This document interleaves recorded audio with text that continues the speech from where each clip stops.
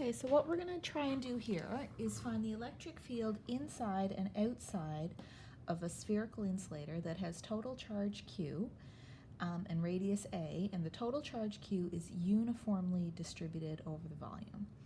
So we want to find the electric field inside and outside.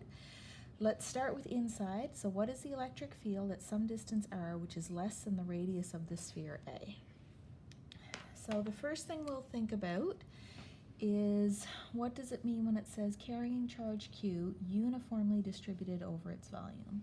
It means that the net charge, unlike a conductor, is not all at the surface, but it's all spread throughout. So if we were to draw some plus signs representing the charge on the sphere, that would be uniformly distributed everywhere on that sphere. So that's what the charge distribution would look like, something like this. Let's just remind ourselves of an insulator and what's the nature of an insulator. We know in an insulator the charges are not free to move. That's why they're not at the surface. They can't move to the surface. So once they've been uniformly distributed, they stay where they are. So we know that in our insulator the charges don't move.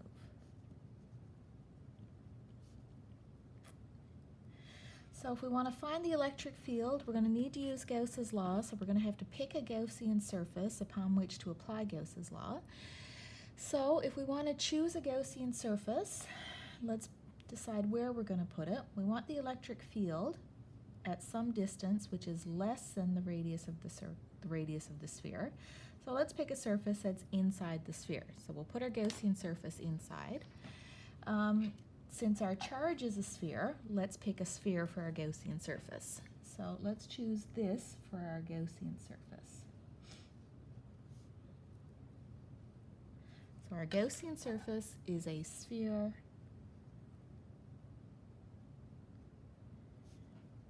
with radius r less than a. So there's our Gaussian surface. Next thing we'll do is we'll write down Gauss's law. Gauss's law says that the net electric flux through our Gaussian surface is the integral of the electric field dotted with the area element, and that's equal to the net charge inside the Gaussian surface, so however much charge is inside there, divided by the constant epsilon naught.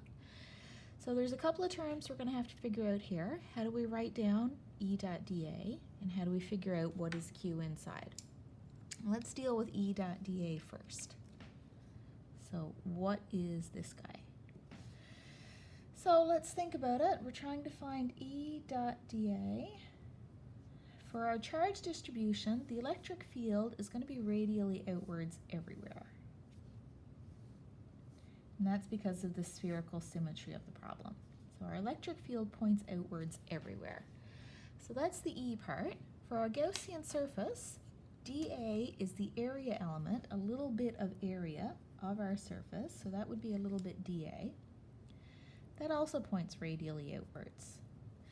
So if E is radially out and dA is radially out, those two guys are parallel. So the integral of E dot dA is E times dA times the cosine of the angle between them. But the angle between them is 0 degrees because they're parallel. We also know, because the charge is uniformly distributed, as long as we're an equal distance from the center, the electric field will be a constant. That means our E can come outside the integral. The integral of dA is just A, the area. Our Gaussian surface is a sphere, and the area of a sphere is 4 pi r squared. So that's what we're going to fill in here for this side. The integral of E dot dA is E times 4 pi r squared, where r is the radius of our Gaussian surface, which is less than the radius of the sphere.